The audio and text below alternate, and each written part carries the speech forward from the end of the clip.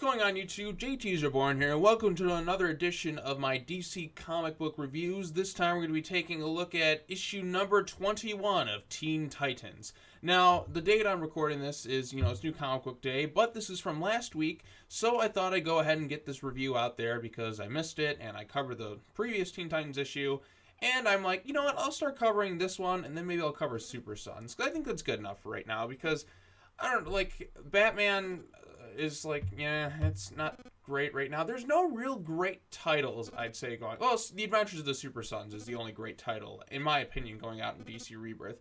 I like what they're doing with Justice League right now. I think it's pretty solid. Red Hood and the Outlaws, it's up or down sometimes. Nightwing, I don't know what they're doing with that right now. I don't read Green Lanterns, and I'm way behind in The Flash. I got to read the whole run, and, so on and so forth. But, let's talk about Teen Titans, because Teen Titans is pretty much my favorite, team in all of comics, because I grew up watching the show, and I loved it. I loved Marv Wolfman and George Perez's run. I thought that was great. And, them and the Justice League are up there, but, we're here to talk about Teen Titans issue 21. So, this is the second issue to feature the entire team together, because the last issue did. That was the first one where they took down Brother Blood and Robin locked him up in some prison, which, again, I don't think it's too bad that he's doing that per se. I just don't want him to go back to being a killer, because I feel like that kind of is a big middle finger to all the character development that's been done, which is weird going on with DC right now. It seems like they're really going back to that more dark, hateful side, which is kind of more the New 52. I haven't read too much of the New 52, but I get that's kind of the vibe I'm getting. So they're really abandoning the Rebirth concept that brought back all sorts of readers, myself included, and they're going more towards that New 52-esque themes, and you can see it placed around in all the titles. All the families stuff is being disbanded for some stupid reason, because I don't know why. Some of these people can't just be families anymore. Superman's family's been disbanded. Batman's family is just kind of all over the place. You don't see Bruce interact with his son hardly ever. You maybe in Super Sons, that was the last time, and then the Justice League No Justice crossover event, you saw that, but you don't see him interact at all in Detective Comics. Which, you know what? I'll give props. Detective Comics has still been pretty good. It's been way better than Batman Rebirth by Tom King, which I don't know what the hell he's doing with that storyline. It's just kind of all over the place. It's not been very good. I'll say that. There's some decent stuff in there, but nothing all too great. But yeah, DC, there's a more edginess they're trying to go for in all their titles. Superman's the same way, and it's not been very good ever since Tomasi and Jurgens and all them were on it, and Bendis took over. Bendis is not a very good writer from what I've seen. I haven't enjoyed anything he's done with Superman, really. I want to give the guy a chance, but I heard bad things about him coming in for Marvel, and I've never actually read anything the guy's done outside of, his Superman work that he's done, and I have not been impressed. He writes the characters wrong. The way he writes Flash isn't very good, but that's an argument for another day. Let's talk about Teen Titans, or as somebody pointed out to me, we should just cross off the word Teen Titans right here and write Teen Suicide Squad, because that's the vibe I'm getting with this book. This one's written by Adam Glass, who is responsible for the New 52 Suicide Squad, to my knowledge. Somebody can correct me in the comments. And we have the roster. There's Damian Wayne as Robin. There's Wallace West, Kid Flash. Here's Gizmo the villain. Roundhouse, Jin, who I still don't understand why she's on the Teen Titans when she's thousands of years old. That kind of negates the purpose. I'm sorry, honey. You're not a teenager. You may look like a teenager, but you're an adult. And she's proven that she can change her appearance. So I don't know why she's like a teenager right here. It doesn't make any sense. I swear to God, they're probably going to have her paired up with someone, probably Robin, and I'm just going to get weird, uncomfortable vibes since she's technically an adult and he's a kid. It's just going to be weird. And then we have, Crush, and then we have Emiko Queen, / the Red Arrow. So let's move on to this issue. Let's go over some stuff I want to talk about, blah, blah, blah. I do like the artwork in this issue. I think Bernard Chang has really been on his A game, and I love this cover right here. I think this is a pretty sweet cover. So we go over the issue, blah blah blah. So as we see here, the issue begins. Gizmo is doing his own thing. There's kind of it is a fun issue. I will say that Gizmo's doing his thing. He's like, where's my package? Blah, blah, blah, blah, blah. And then out pops the Teen Titans, and they fight him throughout the issue. We get a little bit more insight into my least favorite character, which is Roundhouse so far on this team. Kid Flash, I don't know what he's doing. He's kind of an egomaniac now, where he's obsessed with his YouTube stuff and social media. I don't know what happened with this dude. He just kind of snapped at one point. Like I said, I haven't been reading The Flash, and although I plan on doing it because there was a sale on Flash stuff, so I did purchase like the first couple volumes. So I'm definitely gonna go check that out, as soon as I get time. But yeah, he's definitely more of an egomaniac. What other issues do I have with this issue? So we have Robin and Emiko. These two are pretty much like the same, cut from the same exact cloth. They share similar personalities. They're kind of almost like they're kind of like almost made for each other. It's kind of strange. And then we have Jin, whose powers are kind of going all over the place. No, spiders, and that one kind of reminded me of the Batman the Animated Series bit. So blah blah blah. Let's keep going. They knock out Gizmo, which triggers a bomb. And basically what happens here is it's a 4-minute till detonation nuclear launch. And Robin's like, Kid Flash, launch him over the ocean. And this is where some of the problems I have with this issue kind of come into play a little bit. Is not necessarily that they're trying to save everyone, but they're like, just take off to the ocean. And Kid Flash makes a good point where it's just like, wait, you're not even going to try and stop the bomb, or you're going to try and save them? Again, that's more regression because, Batman would still try and save everyone. They're trying to throw that out the window. I don't know why. They're trying to make Damian more of a villain. Same with Emiko. I don't know what they're doing. Like I said, this is more of a Suicide Squad type book than a Teen Titans book, because the Teen Titans would still try to save him. If they would have had it to where Robin and Emiko were trying to stop the bomb and they couldn't find a way, and then they said, we're out of time. You have to take it onto the ocean. We can't stop this thing. It's either him or millions of other people, which, they're still trying to save people, but they're doing it where it's like they don't give a shit if the villain dies. And then all of a sudden, like, they're kind of screaming at each other, disagreements. By the way, let's take a look at this really quick. What is up with Robin's lips? I just want to know, like, what's the deal with his lips? And then Jin comes in, and then we find out something interesting where you can control her via some magic ring, like right here, which brings up an interesting development. I'm kind of intrigued by what they can do with this thing, where it's like, look, in order to like access this, I can't access certain parts of my magic unless somebody is like controlling me. And now we have it to where Robin's just becoming obsessed with where he could become potentially, obsessed with this. So he's just like, look, we can stop this guy. I just need to use the ring. And if I go AWOL, Red Arrow can shoot me. So then they have it to where Robin is controlling this girl. She calls him Master, which I'm sure some people are going to, interpret that as other ways, person, slave, person of color. It's going to get a little controversial right there, but I am intrigued by how this idea goes. But it's only so you can access the magic, and we honestly don't see him put the ring back. But I'm pretty certain Damian's going to go mad with power here, which is kind of expected. And then blah, blah, blah. Jin goes into his mind. Like I said, there's some really cool creative artwork here. And I am intrigued by this character of Jin. Yeah, she feels kind of like a combination of Raven and Starfire. She's got like the way Starfire talks in kind of like the Teen Titans cartoon mixed with Raven's powers, and it's pretty much, I guess, the powers of whatever the plot needs. She has, and I do love this. This kind of reminds me a bit of the animated series, the way that the artwork is done. Like I said, the artwork is done phenomenally in this issue, and there is a bit of a fun time to be had with this. And then all of a sudden they come in, and then they replace the bomb. Robin's just like, Kid Flash, I need you. He's like, sorry, Rob, I'm dehydrated. Fuck, you couldn't have ran to get a glass of water? You could go run and just, chug water at, like, super fast speeds, and you can come back and launch that thing in the ocean. But it turns out they don't have enough time. So Roundhouse, who, the perspective of the issue is told a lot through this dude right here, this blue guy, and then, Crush Roundhouse holds onto the nuke.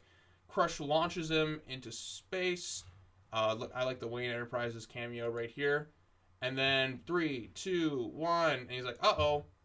Boom. So apparently they killed off a character already. Like I said, a Suicide Squad type mission, and it's only the second issue. So I'm like, hey, that's kind of ballsy right there. That's props to you. But I don't think they're gonna kill him off. It would just be so weird for them to have created like a character just to kill him off in like the second issue that he's in. Well, third issue if you count the Teen Titans special, which, yeah, that still happened, and that still kind of bugs me a bit by the ending of that one. But like I said, there is some character regression going on a bit with Damian and Emiko Queen, which is kind of frustrating. Still don't know much about Lobo's daughter, where she comes from, and all sorts of stuff there. Roundhouse, they fleshed out a little bit more in this issue. He's kind of the Beast Boy of the group, where he's just happy to be there.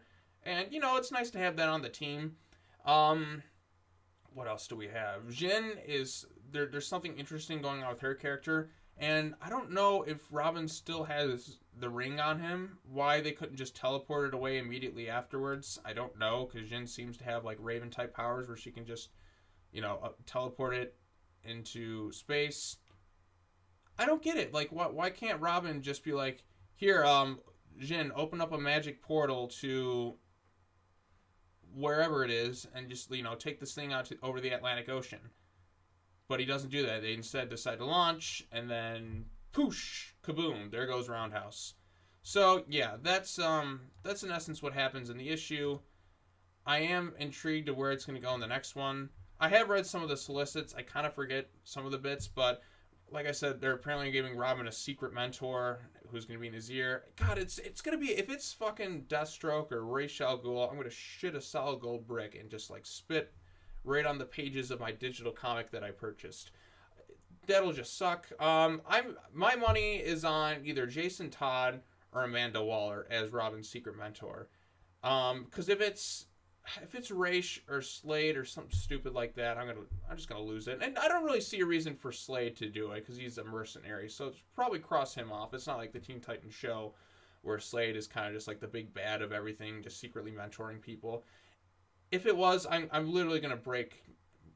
I'm gonna lose my shit if it's him or Ra's. But I don't think Damian would ever go back with Ra's after all the shitty things that he's done to him. So my money's either on Jason Todd or Amanda Waller giving him this intel. I swear to God, if it's Amanda Waller, it will be Teenage Suicide Squad officially. But yeah, I did have a little bit of fun with this issue. Like I said, there's some good stuff in there. The artwork looks very, pleasant. There's some interesting ideas on display. Some of the dialogue can be a bit, cringy at times, particularly with the character of Roundhouse. But if they blew him up and he's gone, then I'm like, hey, at least I win. And the most intriguing new character for sure is Jin. I do want to know where she comes from and like who's kind of following her and such. I think she's definitely there. Crush didn't really do much for me in this issue or the previous one. I was most looking forward to seeing her on the new team, but she's kind of just folding into the background a bit. So they have to flesh her out some more, hopefully later on. And Red Arrow, she's just angsty. Damian has some good stuff in this issue, and then he's got some bad stuff. Like, he's matured in one way of being like a professional on the field and trying to keep this, so-called team together, because this team is a mess. And I still don't get why the previous team broke up. We never saw it take place. We never saw a trigger event in any of the issues. We never... Like, if you're going to go with a whole new team to target so-called new readers when you should be targeting your current readers, it's just like, it just bugs me because we never got a good, clear answer why all these teams broke up. It's like, just like No Justice did. I'm like, where? What? When? Like, show me where. What panel was just like, did we actually see the events unfold? You can't, because you get like an off-color mention where it's like, someone's like, so-and-so went rogue and so-and-so broke up. Like, that's bullshit. No, you give us you show that, on the page, because it's like we follow this team for, a certain amount of time, and we didn't really get the chance to see that breakup, and we didn't see them, like, talk it out or any sort of stuff like that. I don't like the way it was some cheap excuse to, like, bring in new characters and stuff, and I'm like, yeah, it's cool to add new characters, and I'm all for that, but there's some already established characters out there who are pretty important ones that we never really got a good reason why they all broke it off. So that still bugs me, even reading this now. I know, like, Raven and Beast Boy are on, like, the Titans, but Raven's still in high school. She's still a teenager. She should still be on the Teen Titans. I'd rather have Raven and Beast Boy on this team. And you know what? What the hell happened to Aqualad? Where is he? What is he doing? He just vanished. He literally just vanished. Is he in the Aquaman comics? If somebody knows, like, just let me know. I have not fucking seen him at all. He just sort of disappeared altogether. And I'm just like, why? I mean, he had a few arcs. He had like an arc dedicated to him, and you know, the Teen Titans comics, like Rebirth. I just don't know. And I felt like there should have been something that showed that team separating. Like, these new characters, I'm not... The Jin one is interesting, but it just feels like a substitute for Raven and Starfire. Like, Roundhouse is trying to be the Beast Boy, and Crush is... I don't know who Crush really is, to tell you the truth. She's the muscle of the group, I'm guessing. I'm fine with Damian being the leader of the team, and I'm fine with Wallace West, and I'm fine with Red Arrow being on this team. I do kind of wish they added Superboy, but, you know, Bendis... Ever since Bendis came in, I feel like things have kind of screwed up with his plans for Superman. I feel like if he wasn't writing Superman, I feel like because of him writing Superman, it created a ripple effect in all the other books, and it screwed everything up. The Super Sons book got canceled, which, you know, it's back as the Adventures of the Super Sons, but that's a prequel storyline, so it's not like what's going on right now. I feel like Tomasi got shafted the worst out of everyone, although he's going to be coming on to Detective Comics, which I'm like, thank God, because whenever that dude writes, he's become my favorite writer at DC Comics, at least since Rebirth. I'm like, everything this man touches is gold. And I was going back and reading some of the New 52 stuff, and the best stuff in the New 52 was his run on Batman and Robin. So anything this man touches, I'm all for. And he wrote the Death of Superman movie, and that was really good too. So whatever Peter J. Tomasi writes, I'm sold. You know what? Fuck it. Why didn't Peter J. Tomasi just take over the Teen Titans? I'm giving this Adam Glass dude a chance because he has some interesting ideas, but I'm like, God, if Tomasi was writing the Teen Titans, because he wrote them in one issue, like there was like a little arc in Super Sons where he wrote the Teen Titans and the Super Sons of Tomorrow, and I was enjoying that stuff quite a bit. So I'm kind of disappointed. Like, if they were going to cancel Super Sons and, you know, just put Tomasi on it. You know what? I'm kind of at the point where, like, I want this dude to write everything. Like, his Superman stuff was so good, and then just got shafted, and the quality in Superman has dipped down substantially because I think they got Bendis ready, like, 6 books a month, and I'm like, good God almighty. This guy has so much output, but the quality has been diminished, and the Superman stories I've been reading have been not very good. So I know I'm kind of ranting about like everything going on around DC Comics, and I'm kind of getting off topic in this video here. I know the focus of it was Teen Titans issue number 21, but I just kind of wanted to say that because I feel like DC is kind of losing its track where it was supposed to be at the start of Rebirth to now. It's kind of all over the place. I feel like that's a Dan DiDio thing because he's trying to make it like Marvel from years ago, and instead of like honoring like the DC characters, it's kind of all over the place. There's a YouTube channel named Professor Geek, and I don't know if he'll ever watch this. Probably not, but you should definitely check him out. He goes into this shit, and I'm having a great time listening to it. He's lecturing about like the heroes, the importance of Superman, the aspirational hero, and it's all very fascinating the way he, you know, talks about this stuff, and I'm having a good time listening to it. So if you get the chance, check out Professor Geek. He goes into this thing, why it doesn't work, the issues with a lot of the characters and such, and like especially with Bendis Superman, and I'm having a good time reading it, listening to his stuff. But yeah, as far as Teen Titans go, Gizmo, it was cool to see Gizmo though. He was in Titans, which is another title which, you know, a lot of people are having issues. It's just, there's so many frustrating things going on in DC Comics, and they got this upcoming Heroes in Crisis thing where they kill off some of the characters. It started out as Tom King doing like a story about PTSD, which is an interesting idea if done right, but it's Tom King. I haven't exactly thought his Batman run has been very good. His Batman run hasn't been great. Detective Comics just, you know, is up here versus like his Batman run, which is kind of here, especially after that Batman 50 garbage where it's just like, oh, we can't have Batman get married because Batman must always be depressed. You know, there was a time where Batman was pretty happy. And it was fucking great. it was the 60s show. Now, I'm not saying Batman needs to go that campy, but by God, like, what's wrong with Batman getting married? You know what I mean?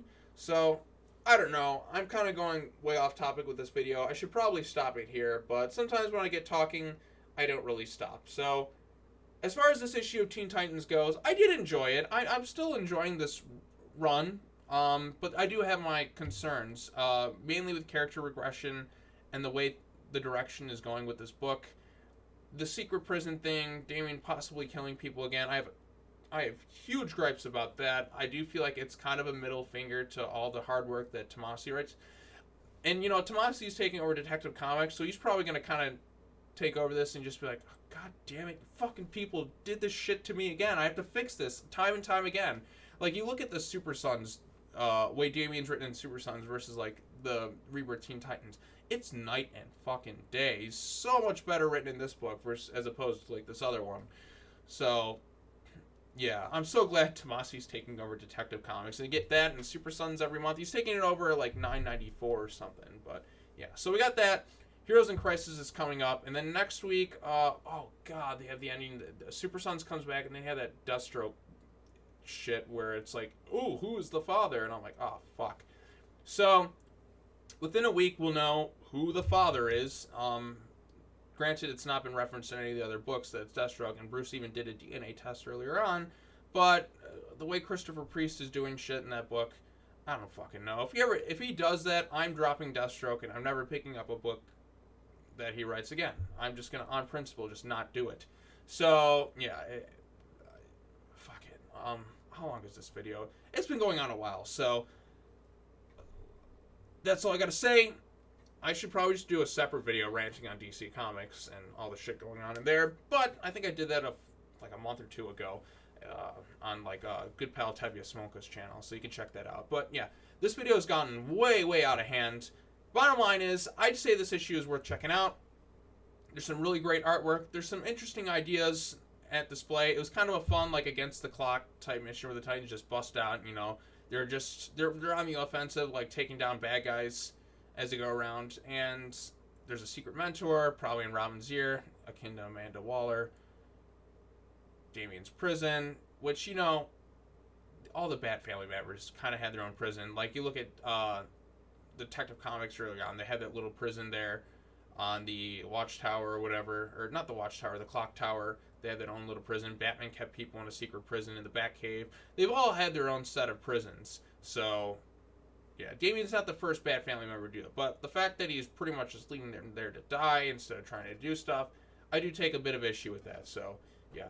Alright, that's all I gotta say. Thank you all so much for watching this video. Be sure to comment, like, subscribe, hit the little bell for notifications. I got a lot more content coming up, and something special coming at the end of the week, so there's that to look forward to. Anyways, thank you all so much for watching. Hope you enjoyed this video. Comment, like, subscribe. Follow me on Twitter, twitter.com/SeanJTKing, and I'll see you next time. Come on, DC. You can do better than this. I know you can. Just let Peter J. Tomasi write everything. That's the moral of the story. Just let Tomasi write everything. The guy's fucking great. The best writer at DC. So, yep. Alright. Take care now. Bye-bye then.